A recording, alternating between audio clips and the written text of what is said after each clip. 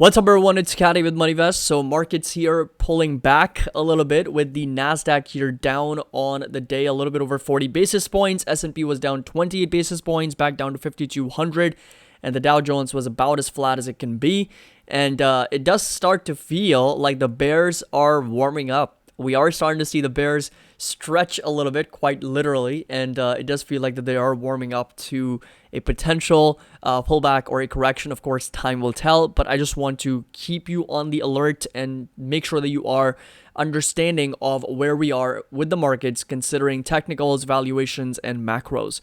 So as always, if you enjoy this video and find it helpful, make sure that you drop a like, and also do join our Discord and our Patreon. Links can be down below. You get access to all the members only private videos, including our Discord access with all the trade alerts and the trade ideas and options alerts and all the engagement channels, full access to all of our TradingView charts and TradingView watch list, as well as our spreadsheets, and of course the private beta launch that we're going to be doing very soon for the moneyvest.com website. So again, links going to be down below. There is a 16% annual discount that does expire at the end of this month. So this right here was the state of the market. NASDAQ here 16,300, down about 40 basis points.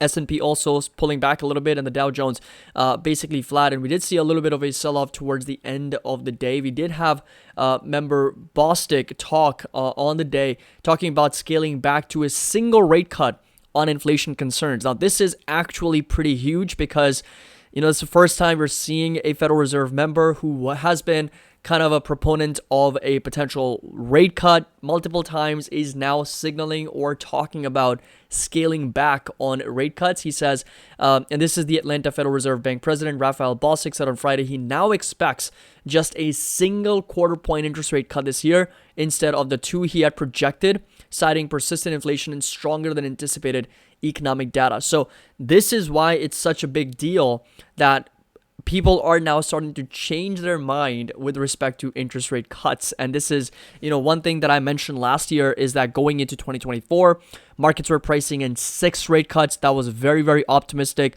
And I hate to break it to you, but I'm going to say it. I told you so. And that is because the markets were super optimistic and super, you know, kind of excited about 5 to 6 rate cuts in 2024. Whereas in reality, I think we understood that, okay, inflation is going to be a little bit more persistent. It's going to take some time to get back down to the Fed's target of, you know, 1.5, close to 2%. And for that reason, the markets will go through some type of a quote unquote repricing. And that is to say that, okay, we're going to come down from those 6 and 7 rate cuts down to 2 to 3 rate cuts in 2024. And now even some of the more dovish members, including Raphael Bostic, who were originally pricing in for 2 to 3 rate cuts in 2024, are now signaling for a single quarter point rate cut this year. He says, I'm definitely less confident than I was in December. That's what he says, and I quote, that inflation will continue to fall towards the Fed's 2% target. Price pressure concerns led him to scale back this year's rate cut outlook and push back the likely start date. Bostic had previously said rate reductions might start sooner, as this summer the Fed is widely expected to reduce rates beginning in June. Bostic said the economy has proved more resilient than anticipated, with recent data causing him to roughly double his 2024 U.S. economic growth estimates to 2%. He saw little or no change in the current 3.9% unemployment rate, a level considered inflationary not too long to go. Now, the balance of risks has shifted towards waiting longer before easing monetary policy. That was also what Raphael Bostic mentioned, and the Fed held rates steady at 5.25% and 5.5%. And if you have an economy that is growing above potential, and if you have an economy where unemployment is at levels that we are deemed to be unimaginable without pricing pressures, and if you have an economy where inflation is moderating, those things are good. That gives us space for some patience to employ. So this is, again, a pretty big deal, because if you are a dovish member expecting 3 to 4 rate cuts or 2 to 3 rate cuts, and you're scaling back to a single rate cut for 2024, that again is going from dovish to somewhat hawkish. Still dovish, because rate cuts are still a quantitative easing process, but it's just the idea of kind of going back from 3 rate cuts or 2 rate cuts back down to one rate cut in 2024. And as I mentioned before in my previous video, it's possible that we don't even see any rate cuts in 2024 if inflation does not come down fast enough. Now, this right here is going back to 1966, and what this chart essentially shows us is the market meltdown or corrections every time you've seen since 1964, and what were the components that played a big role in that happening. So higher rates, job losses, and global economic conditions, and how many weeks it lasted, and what was the overall drawdown. So what you'll notice is that in most of these situations, most of the recessions or basically the market corrections we've witnessed, higher rates has almost always been the case. Almost always. You can see that this right here, in the entire process, higher rates were always checked off. In 1999, higher rates were there. In 2018, higher rates were there. In, of course, 2018, again, higher rates were present. 2022, higher rates were present. And 2023, higher rates were also present. We did see a correction. 2024, if rates are higher, then there's possibility for us to see more than a 10% plus correction once again, because so far in 2024, the markets have been absolutely incredible. Now, of course, job losses we haven't really seen yet, because of course, if you do see all three play out, then that could really mean a pretty significant sell-off, more than 10%, possibly a bear market of over 20% as well. However, 2008, 2007 was a little bit of an anomaly, because, we did witness pretty significant sell-offs, much longer lasting bear markets of, over 133 and 74 weeks, respectively, down over 49 to 50%, with only one thing, which was job losses being the big proponent of that. I would even argue, like, internally within the US, of course, we did see a lot of conflict, and of course a lot of challenges with respect to the housing market, with respect to the tech stocks, and as a result we did see pretty significant selling pressure. But before that, you can only come back to 1973, and that's when the markets were down over 48%. That's comparable to what we witnessed back in 2000 and 2007, and two of the three things were present back then, and that is higher rates and job losses. Right now we only have higher rates. Job losses, we don't know yet, but unemployment is now starting to tick higher. So that is something to keep in mind. If that continues, if that is a little bit more persistent, job losses continue, higher rates are present, then there is a possibility for a 10% or more correction / bear market. And again, this is not a video to stoke fear. This is not a video to kind of, increase the FUD in the market. Markets are still very strong. Momentum is still very solid. This is just to give you an idea on what could happen and how we can prepare ourselves if that happens. This right here, markets have been at the mercy of the bond yields for over 2 years. And this is the correlation between S&P 500 and the 10-year interest rates over 26 weeks. Equities sensitivity to interest rates is near record levels as well, meaning that equities are becoming more and more sensitive to where the 10-year treasuries go. And it's pretty normal. Like we've talked about this is not anything that's out of the ordinary. And we are at, once again, record levels to the sensitivity of equities. In other words, how equities react to the changes in interest rates is at its highest. The correlation is at its highest. And this is exactly what we have already witnessed from back in 1960s and of course 1990s as well. This right here was the lack of that correlation, because even in a higher interest rate environment, we have witnessed the markets continue to rip higher. That's the bull market that we have seen since the dot-com bubble, since even the great financial crisis. But now we're back down to these levels where, of course, the markets had a lot of challenges, a lot of problems during the great inflation. A couple times we saw interest rates had to go up significantly, and equity markets were obviously in complete tumbling process, selling off quite significantly, and we are pretty much back at those record levels. Now, coming over to the entire market, so NVIDIA rolling over 2.5%, Tesla pushing higher almost 3%. I did a video on Tesla, so make sure that you do check that out. Meta here down about 1.4, Google up 36 basis points, Apple's actually down 67 basis points, so was Microsoft and Amazon.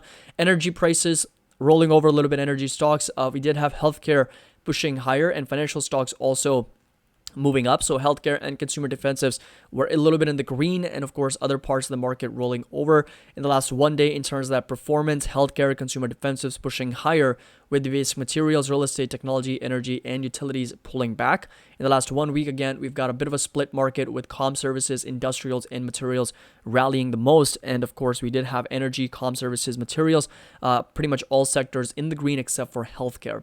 Sugar prices and coffee prices, orange juice and Russell 2000, all of them pushing higher, with soybean, lumber prices, live cattle, and feeder cattle selling off. We got Bitcoin just over 70,000 and Ether just over 3,500 as well. Now, coming over to the market, so Ether just pushing right back up. we did see a bit of a pullback. We did see a sell-off from highs of 4,090 back down to 3,100. So almost a 25-30% correction. And now we're starting to roll right back up and breaking out above that resistance of 3,500. And Bitcoin here also recovering back above that sort of a resistance here at around 70,000. So we're back over 70K. Did see a bit of a pullback, validated that support at 62,000, and then of course recovering back to the upside. Volatility here, on the other hand, continues to be very, very muted and just over 13 at the moment.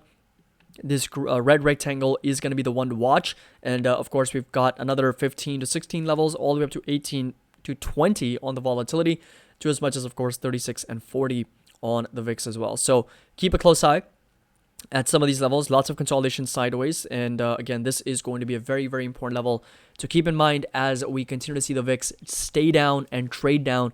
Then that's going to be increasingly more, for us to be increasingly more cautious in the market, considering that the VIX is low. But that doesn't necessarily mean that we have to start selling and start shorting. Simply means that we have to be ready for a pullback or a correction if there is going to be one. And of course, volatility at 15, 18, 20 is going to be the ideal and the perfect time to start looking into opportunities and start deploying cash into the market once again. Crude oil, on the other hand, is trading at just under $81 a barrel. So we're just consolidating sideways at that resistance. So, a lot of momentum to the sideways. Support level is going to stay put inside this green rectangle between $71 and $73. And as I've already discussed, crude oil is up over 20% on a year-to-date basis. And that is going to eventually play a bigger and bigger role on overall inflation numbers, because inflation numbers, are very much dictated by where gas prices go. Gas prices dependent on where energy prices and oil prices go. And that is obviously going to make it more difficult for inflation to actually come down to the Fed's target of 2%. So we'll find out in future inflation prints. But right now, crude oil being up over 20% year to date does not help the situation at the moment. Still going to put some pressure on equities. The 10-year treasuries are sitting at 4.2.5%. So we are, again, just consolidating sideways at the moment. We have already discussed, a few levels to keep in mind. The first one's going to obviously be the near highs of about 5%.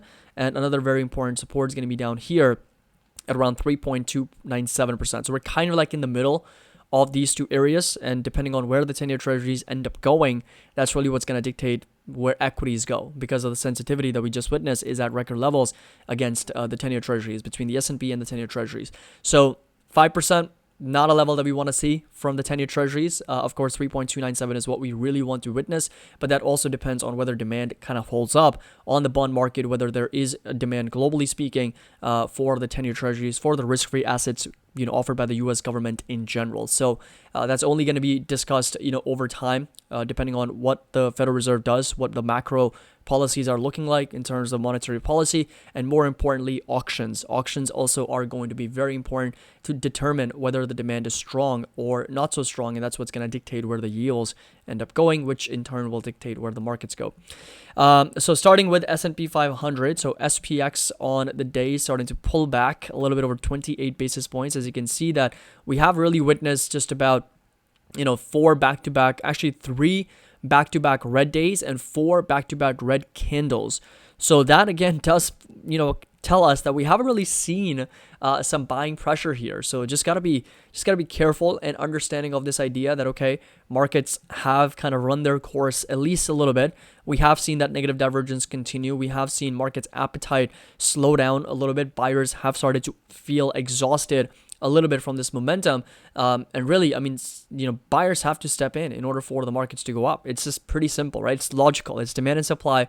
If there is demand, if there's buyers, markets will go up. If there's lack of buyers, lack of demand, and the sellers kind of overpower, then the markets will go down. And right now, over the last 4 days, as you can see, red candles and red days kind of signify that there is lack of appetite from the buyers, and sellers are overpowering a little bit, and support level is going to stay put at 51.88. If this continues, which it could, considering the negative divergence, considering the overbought conditions, considering the valuations, so it could, there's a lot of variables at play that are favoring the sellers and the shorts at these levels. So really important for us to witness is going to be a potential breakdown below this 51.88 level. So the moment S&P breaks down below 51.88, below even the moving averages that we have been validating, so 21 EMA is going to be right here.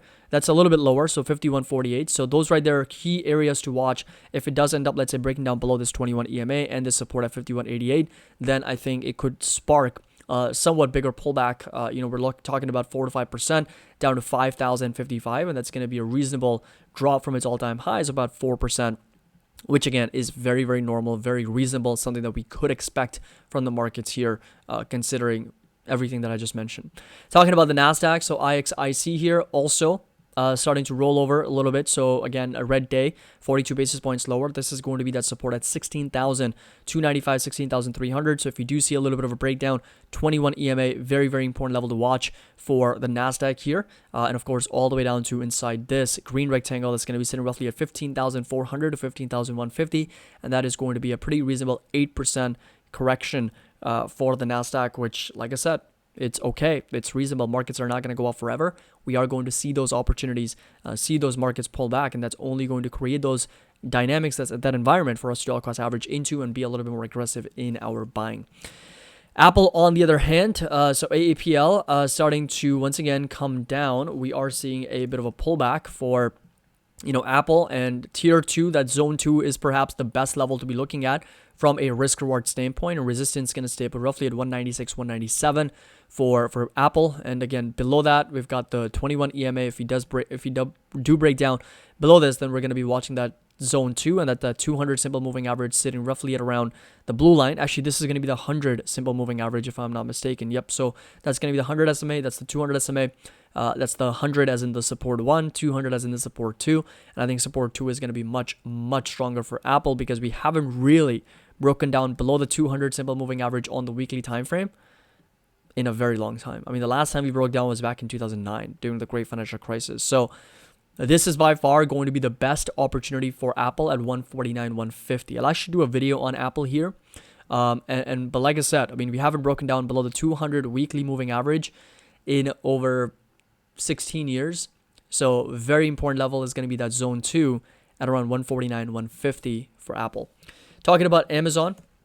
And Amazon here on the day was also down 78 basis points. So a lot of consolidation sideways in that range. And support levels, very strong support. It's going to be that 100 SMA aligned with this higher low, aligned with this horizontal support. So, I mean, there's a lot of confluence here for Amazon at these prices at 158. If it does end up, let's say, pulling back, that's going to be the most important support, down to as low as 143 for Amazon. Talking about Tesla, and Tesla we already discussed, seeing a lot of selling pressure intraday. I mean, at one point, Tesla was green by over 5%, I think almost 6%.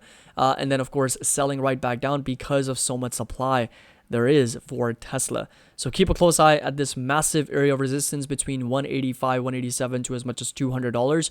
And intraday, lots of sellers stepping back in to bring Tesla stock price back down. Support level, as I've already discussed, going to stay put at 150s for the company. Talking about PayPal, and PayPal also at one point was up a little bit over 2% and then selling right back down. Resistance going to stay put at $68. So this right here is going to be that level to watch. A very, very important level for PayPal to break out of in order for us to see finally a shift in the overall trend. And this right here, a green rectangle, is going to be that support level to watch for PayPal. So lots of consolidation sideways in that range. Resistance going to stay put at $68 and support level at $65 down to $57 per share for PayPal. Visa here continues to pull back, so we are seeing a little bit of a pullback on Visa stock, which is very normal, very common. Support level is going to stay put at 273 initially, down to as low as that 100 SMA, and that very important support at 200 SMA, kind of aligned with the horizontal support at 249, 250 as well. So that confluence, by far, in my opinion, one of the best support levels, and of course, buying opportunities for Visa at those levels. Talking about NVDA. And NVIDIA on the day pulling back down about 2.5%, but still pretty much at its all-time highs. So we are not really witnessing any type of a serious sell-off. But again, keep a close eye at the 21 EMA. So that's very, very important. If you do break down below this, that would be the first breakdown since December of 2023. But since then, we've just been on this very massive move to the upside, parabolically going higher and higher. So support level at 871, kind of aligned with that 21 EMA.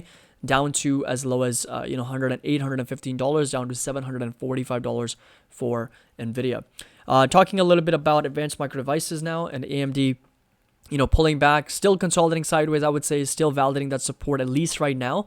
And target's still going to be up to $220, $230. But of course, we've got a much stronger, much better support and area of demand sitting at S2. It's going to be 161, kind of aligned with that previous areas of support for AMD as well. Talking about Meta platforms now, and Meta on the day also pulling back, really just consolidating sideways right above that 21 EMA. We'll continue to monitor whether it validates that support or it breaks down below this level, and 451 is going to be that next area of support to keep in mind with the resistance at 524 for Meta platforms. Talking about Netflix, and Netflix also just consolidating sideways. We continue to do move higher, but support level is going to stay put at 624 for Netflix, and of course a much stronger area of support inside this green rectangle between 571 to as low as 557, all the way down to inside this sort of area gap that we still are yet to fill. And this right here is going to be another very important support level to keep in mind for Netflix. So, this has been a very nice move to the upside. A little bit of that negative divergence that continues, and support level, like I said, it's going to stay put at 555, 571, down to as low as 485 and 496 for Netflix. Talking about Google, and Google here, continues to move higher, of course, trading at its resistance, as we already discussed. This was a very, very successful, very nice trade idea for all the members, and we did see a nice 15-16% rally back up. Resistance is going to stay put at 153, 154, with the support level that's going to stay put roughly at 130, down to inside this green rectangle in the 120s for Google as well. And then finally, we got Microsoft, and Microsoft here starting to roll over down about 29 basis points. Very important support level staying put inside this green rectangle, along with this higher low, along with that 21 EMA. So again, there's a lot of confluence here for Microsoft in and around that $389 to $395 per share for this company. Enphase, on the other hand, pulling back another 1.5%. So once again, back down to that support at roughly around $107, $108. We'll see if it actually breaks down below this or starts to recover back up. But right now, the momentum is not that strong. We still continue to get rejected here at this double top resistance in the 139, 140 levels. And if you do end up, let's say, breaking down, next support is going to be down to $92, $93 per share for Enphase. And then finally, talking about Costco, and Costco on the day, consolidating sideways, basically flat, so no change whatsoever. Support level is going to stay put at $711, down to as low as $678 per share for Costco.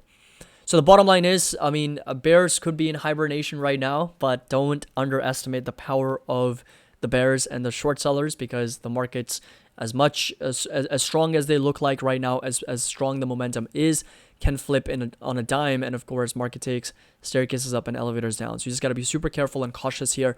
But either way, if you do see a pullback, that's only going to lead to more buying opportunities and much better discounts in the future. So hope you all enjoyed this video, found it helpful. Make sure that you drop a like, and don't forget to subscribe to the channel. And again, links to our Discord and Patreon is going to be down below. If you're interested in joining, don't miss out on the opportunity to take advantage of that 16% annual discount that's available until the end of this month. So links going to be down below. We'd love to have you on board. And as always, happy investing. I'll see you all in the next video.